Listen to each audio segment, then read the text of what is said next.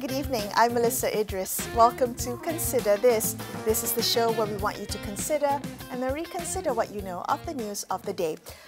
Hawkers have long been an essential part of Malaysia's street food culture and also our informal economy. But they're facing mounting challenges, from rising costs to a lack of successors. A new discussion paper by Khazanah Research Institute examines the historical evolution of these small-scale traders and the policy gaps that leave them vulnerable.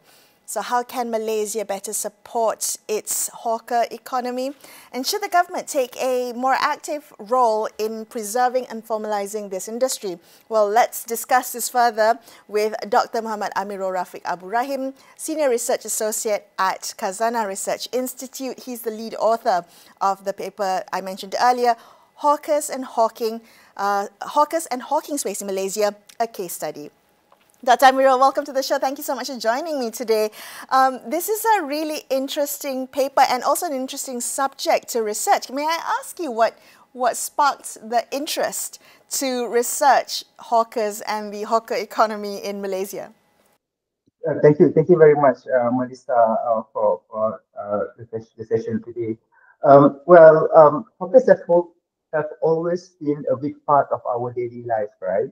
Hawkers are everywhere, right? Where it's grabbing nasi lemak for breakfast, a quick roti canai or satay at night for market from the night market or supper, right?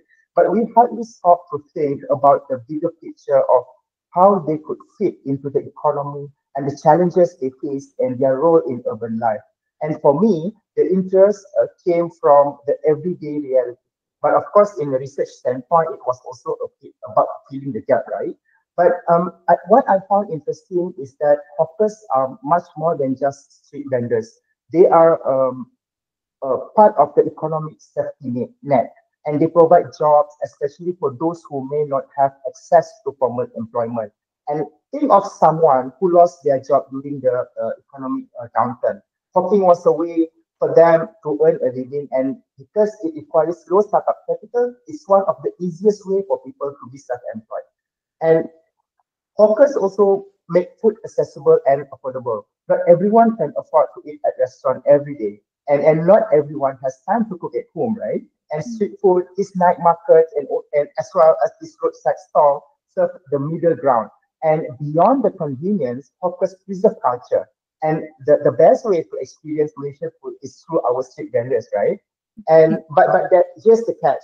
They are often seen as informal, unregulated, or even used in urban planning. So this research was also about understanding how to integrate our focus into a city planning in a way to how best we can support them rather than pushes them out, right? And because once we lose our hawker culture, we lose this part of our identity as Malaysians. That's interesting that you raised how we can incorporate hawkers into the urban planning, because part of your paper also looks at the spatial dynamics of the hawker distribution. Can you talk to me a little bit about that? What was it that you discovered about the hawker landscape in the way it's distributed? Absolutely. One of the interesting things we found is that our hawker stall in Semenanjung, right, are not randomly scattered. They follow clear spatial patterns, and these patterns tell us a lot about urban life, accessibility, and also economic activity. So, for example, most hawkers are actually clustered in urban areas. There are about 73% of them, and when you think about it, it does make sense. Cities have higher foot traffic, more demand for convenient food options, and a diverse customer base, right? And places like KL, JB, and the Georgetown, for instance, are hotspots because they have strong consumer demand and better infrastructure. But at the same time, these urban spaces also have challenge in terms of raising rental costs, a stricter regulation, and also competition from the formal businesses, the formal restaurant, for instance. So there are also contrast between hawkers in high density areas and lower density areas. So in cities, right, you can find more structured working setup. And this is very interesting because in cities, you can find there are more permanent stalls, that are designated like food courts or even food trucks, right? And in lower income or semi-urban areas, in rural areas, for instance, hawkers tend to operate in more temporary setup, like makeshift or roadside tables. So this difference in physical structure also tells us about financial stability. The more permanent setup, the more investment and stability the hawker has. So if they are just selling from table, they are most likely operating on a very thin margins. Another thing that we look at is at the link between hawkers and accessibility. So hawkers don't just pop up anywhere. They are actually strategically position themselves where people need them the most. So they are usually near the offices, the schools, the hospital, the transit hub, you name it. So we in our analysis, so we use satellite data. That satellite data has shown that about a third of our hawkers are actually in commercial areas and also in residential areas. So about more than half of them in these both areas. So they are. This is because they are serving for the working population who need quick, affordable meals for families, right? Like first kan. So these are very important aspect or component of this research, I would say. Yeah, that's so interesting. So you laid out kind of the geographical reason, the importance of the hawker economy, the hawker trade. Can I ask you, based on your research, did you learn more about the challenges hawkers face today? I feel we don't really truly appreciate the challenges that hawkers go through to provide us with, cheap and accessible options for food. Yeah, that's a lot. There's a lot of challenges that they are facing, that our hawkers are facing today. We know that they are an important part of our economy and our culture, but they are facing a very tough road ahead. So if I had to sum up the biggest challenges, right, into three, first is the regulation and licensing. Secondly, the competition and changing consumer trends. And third is about the financial stability. I can go through quickly about on each. So the biggest challenge is getting the right permits and keeping their spots. Or many hawkers operate without proper licensing. It was not solely because of they want to break the rules, but because of the process itself is very complicated, expensive, and sometimes inconsistent. We know that different local councils have different rules. So these are the major hurdles. Some areas are strict, whilst others turn a blind eye. And then there's also an issue of space. Hawkers often set up in high traffic areas, but these are also the areas where they face the most enforcement action, right? So imagine a hawkers who has been selling sake, for instance, because I love sake so much, at the spot for 10 years, right? Only to be told one day that they have to move because of new zoning laws. So what happened to them, right? They will lose their customer base overnight, and there needs to be a better way for us to balance this urban planning and the reality with our focus to serve as our on the real public needs. And then in terms of competition, and this is also very important in terms of competition and changing consumer trends. So these hawkers used to have an edge because they offered affordable and convenient food. But now they are actually facing competition from food delivery platform and the formal or the chain restaurant as well, and even the cloud kitchens. So younger consumers like me, especially, are shifting towards online food ordering rather than visiting stores. We know that now quite a lot of these hawkers are tapping with this online presence, but then there should be more effort to encourage them to be on board. And at the same time, there's also an issue on hygiene and food safety concern. That's becoming more important. And while some hawkers have stepped up with modern expectations, cleaner setups, digital payment option, many are still struggle to meet these formal sector standards. And lastly, in terms of financial stability and access to capital, these hawkers is not like our formal restaurants. So hawkers usually don't have any access to bank loans or business support programs. We know that we have some, but again, it is not that substantial in Right. helping them. Right. Yes. If I may just very quickly jump in the couple minutes that we have left, can I ask you, so having laid out all the challenges that that small-scale traders, hawkers have to deal with on a daily basis, are there things the government can do to better support this industry? Would it require, in a way, formalizing the industry as such? Yes, we have outlined a few recommendations in the paper, but of course, more work can be done to just deeper into this policy aspect, right? Of course, in terms of making it formal, it is important.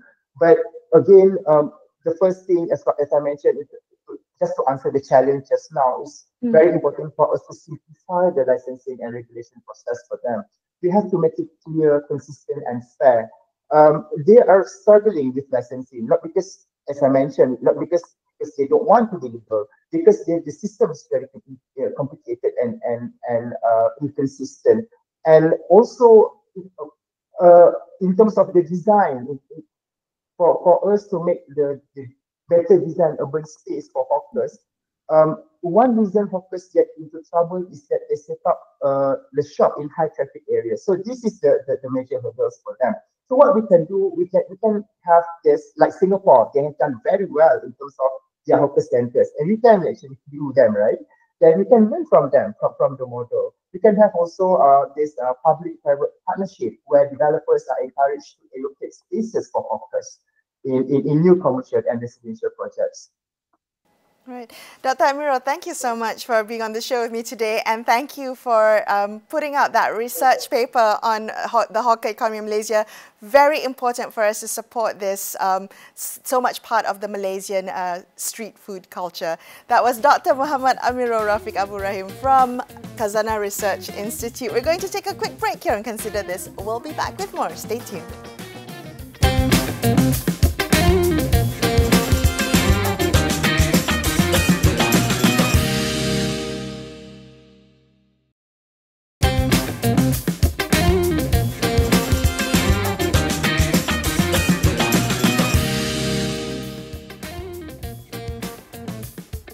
Hi, welcome back to Consider This. I'm Melisa Idris. Singapore's hawker culture was officially recognized on UNESCO's Intangible Cultural Heritage List in 2020. But that recognition didn't happen by chance. It was the result of deliberate policy efforts, government support, and a commitment to preserving a way of life. To understand what Malaysia can learn from Singapore's approach, I'm joined today by Professor Lily Kong, who is the president of Singapore Management University. She's a leading academic in urban and cultural geography, studying the intersection of food, culture, and urban planning. She's also the author of the book Singapore Hawker Centres: People, Places, and Food. Lily, thank you so much for joining me on the show today. Let's talk a little bit about the fact that Singapore's hawker culture was added to UNESCO's Intangible Cultural Heritage List in 2020.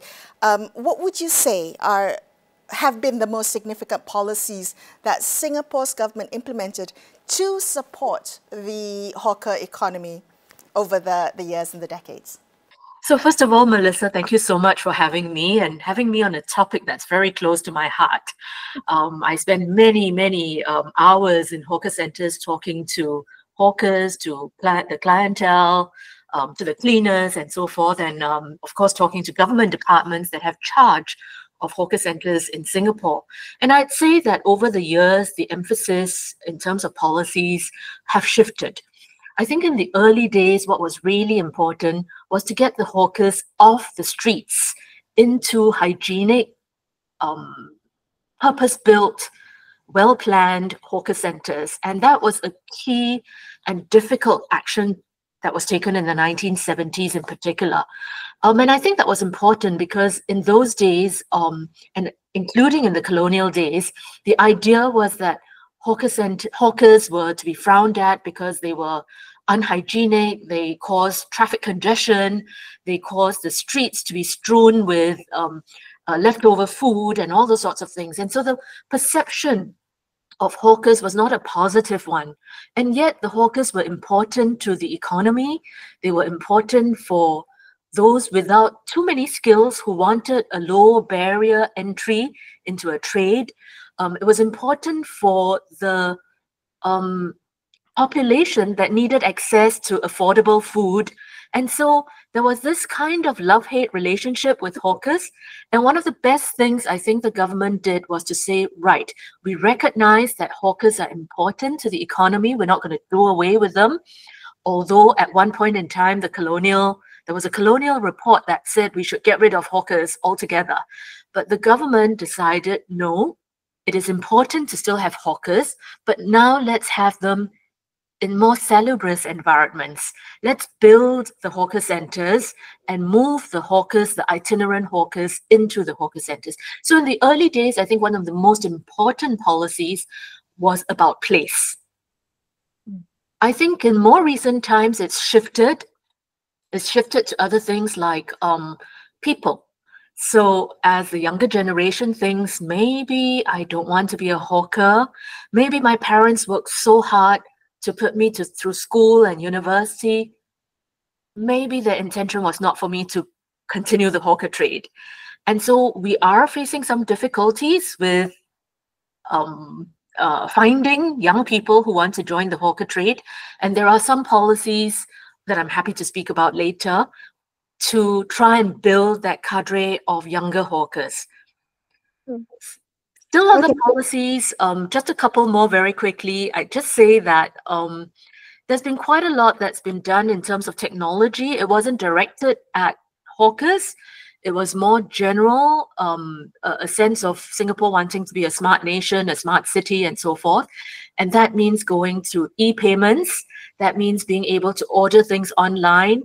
And so that technology infrastructure, which was not directed at the hawker trade, but which has impacted hawker centers, has enabled a new way of interaction between customers and hawkers as well. Okay. Lily, if I could get you to elaborate on the public perception of hawkers, has that changed since the years where it was frowned upon or seen upon as, polluting dirtying the environment, or the not an attractive profession? Have there been efforts to change that perception, particularly in terms of career appeal? Yes, indeed. So that's quite a big part of, I think, what government, but also informal interest groups are trying to do. So the idea that hawkers are older, less educated, etc., that's changing. That's changing because even while not that many young people join the hawker trade, those who do are actually changing the face of hawkers.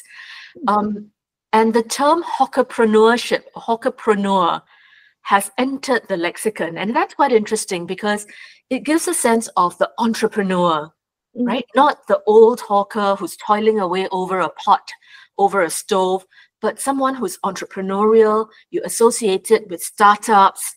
And so there's an effort in that change of language, that introduction of new terms, to signal that actually this can be a new exciting frontier for young people.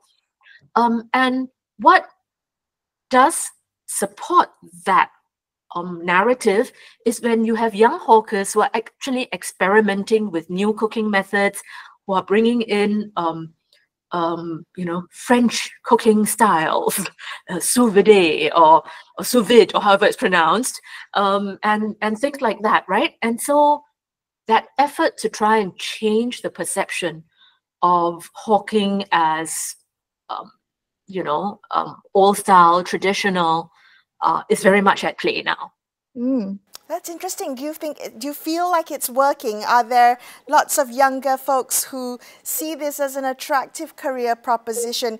And I have to ask whether there's a generational thing. Would the older generation frown upon their children entering this, being a hawkerpreneur, as you mentioned? So those are great questions. I would say that there is some success. So some of the stories that I capture in my book are precisely of these young hawkers. They're experimenting with different things. They've got, sort of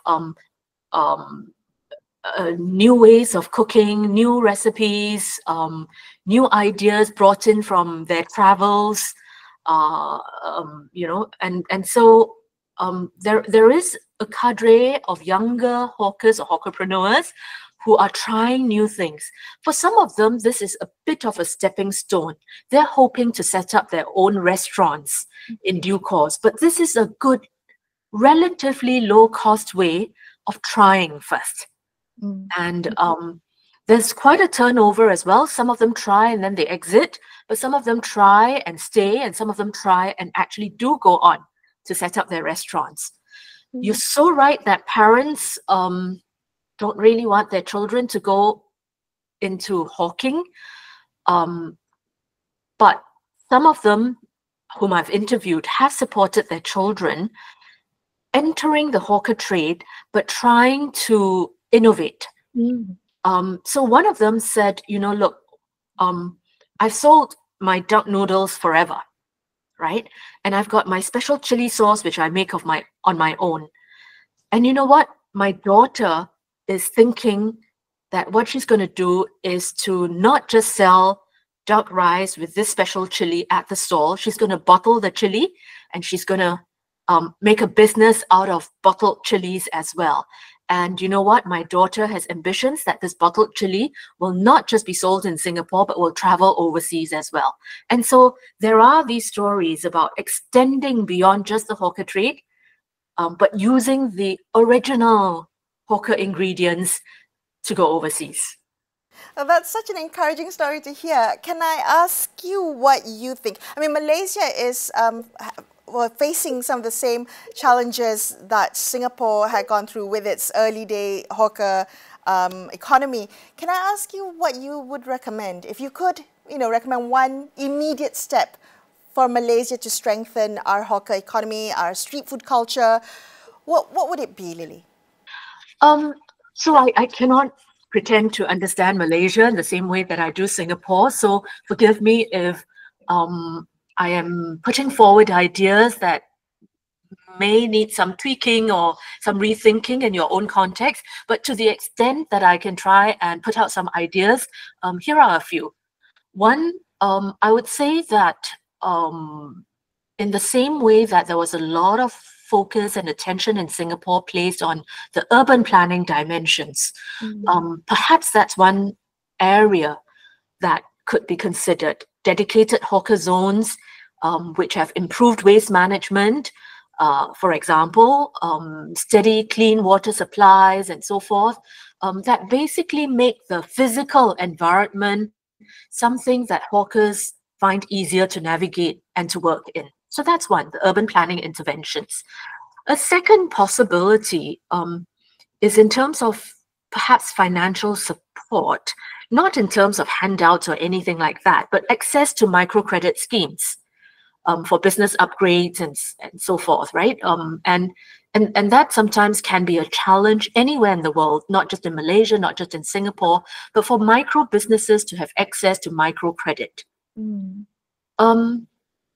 One of the things that Singapore has done, which I think Malaysia is also doing, and maybe it's something that we can do together, is actually in terms of promoting our hawker fair as part of culture and tourism planning and tourism promotion. So can you imagine people coming to our part of the world and saying, I'm going to go to Penang and to PJ and to Singapore and to Malacca for these foods, and this is all part of the hawker fair, and this is all part of a collective Southeast Asian culture. And I think we could work together to promote this more internationally. And I know that our Singapore Tourism Board has over time done that. They brought our proud hawkers to Singapore festivals overseas and so forth. And I have to confess, I don't know if Malaysia's already doing this, but if not, that could be an opportunity. It's a great way of promoting hawker food to non-Malaysians and non-Singaporeans, but it's also a great way of promoting pride amongst Malaysians and Singaporeans in our own fare. Lily, can I ask you what you think the future of hawker culture is, not just in Singapore, but you painted a lovely picture of it being a regional effort, a regional identity. What do you see as the future of hawker culture in this region, particularly as someone who has been passionate about this and long studied it? What does the future look like to you? So when I think about the future, I have a hope, and then I have to take a reality check.